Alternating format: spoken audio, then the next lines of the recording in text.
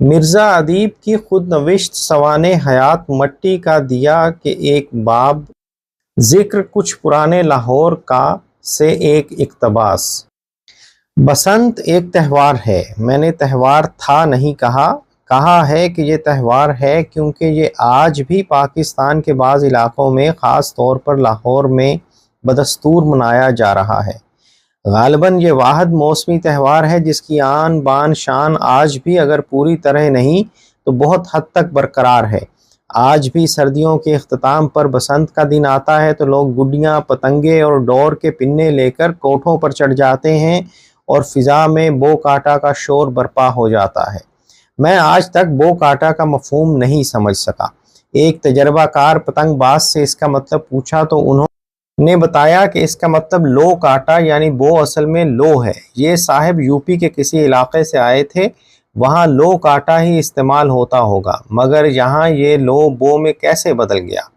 میری دانست میں بسنت ایک ایسا تہوار ہے جس کے کئی عناصر ہیں، اور صرف بسنت ہی نہیں، کم و بیش ہر تہوار کے کئی عناصر ہوتے ہیں۔ بسنت کے روز پتنگیں اڑانا اس تہوار کا محض ایک جزو ہے، اصل تہوار نہیں ہے۔ اصل تہوار وہ فضا ہے جو بسنت اپنے ساتھ لے کر آتی ہے، یا یوں کہیے کہ یہ فضا بسنت کو اپنے ہمراہ لاتی ہے۔ یہ فضا ہے دلوں کی شگفتگی، رنگا رنگ لباس، بالخصوص خواتین کے بسنتی دوپٹے اور اچھے اچھے کھانے۔ میلہ چراغاں کی اب پہلی سی رونق نہیں رہی۔ ایک زمانہ تھا، اور یہ زمانہ ماضی بعید کا نہیں، ماضی قریب ہی کا حصہ ہے، جب لاہور کے ارد گرد کے دیہی علاقے میلہ چراغاں بڑے ذوق و شوق اور بڑے اہتمام سے مناتے۔ ہفتوں پہلے اس کی تیاری شروع ہو جاتی تھی، اور اس وقت یہ میلہ لاہور ہی کا نہیں، پنجاب کا سب سے بڑا میلہ تصور کیا جاتا۔ وقت کی بات ہوتی ہے، یہ میلہ آج کل بھی منایا جاتا ہے، مگر اب میلے میں شریک ہونے والے اس ولولے، اس شوق فراواں اور اس والہانہ جذبے سے بہت حد تک محروم ہیں جو سال ہر سال بیشتر معاشرے کی اجتماعی زندگی کا حصہ بن گیا تھا۔ لوگ دور دور سے آتے اور اس حالت میں آتے کہ ان کے چہرے خوشی سے تمتما رہے ہوتے، اور انہیں دیکھ کر کچھ یوں محسوس ہوتا جیسے زندگی کے سمندر میں مسرت کی طوفانی لہریں مسلسل اٹھ رہی ہیں اور فضا میں شادمانی کے جھونکے چل رہے ہیں۔ لاہور کی انتظامیہ نے میلہ منانے والوں کے لیے شالامار باغ کا دروازہ بند کر دیا ہے، اور اب شالامار باغ صرف غیر ملکی بڑوں کے لیے وقف ہو کر رہ گیا ہے۔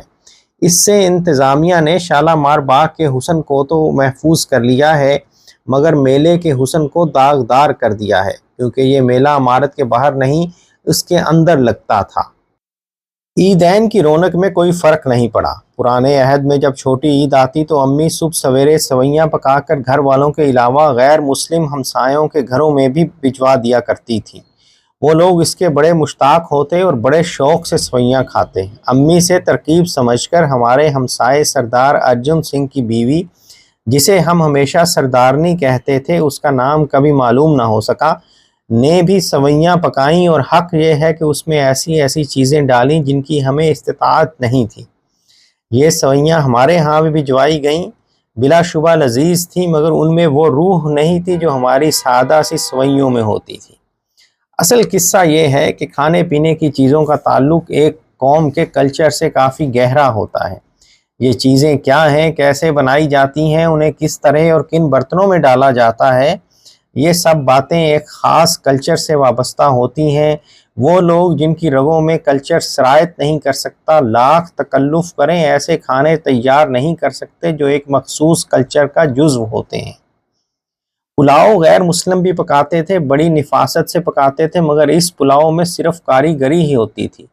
وہ پلاؤ پن نہیں ہوتا تھا جو مسلمانوں کے پکائے ہوئے پلاؤ میں ہوتا ہے۔ اسی کو میں نے کلچر کہا ہے۔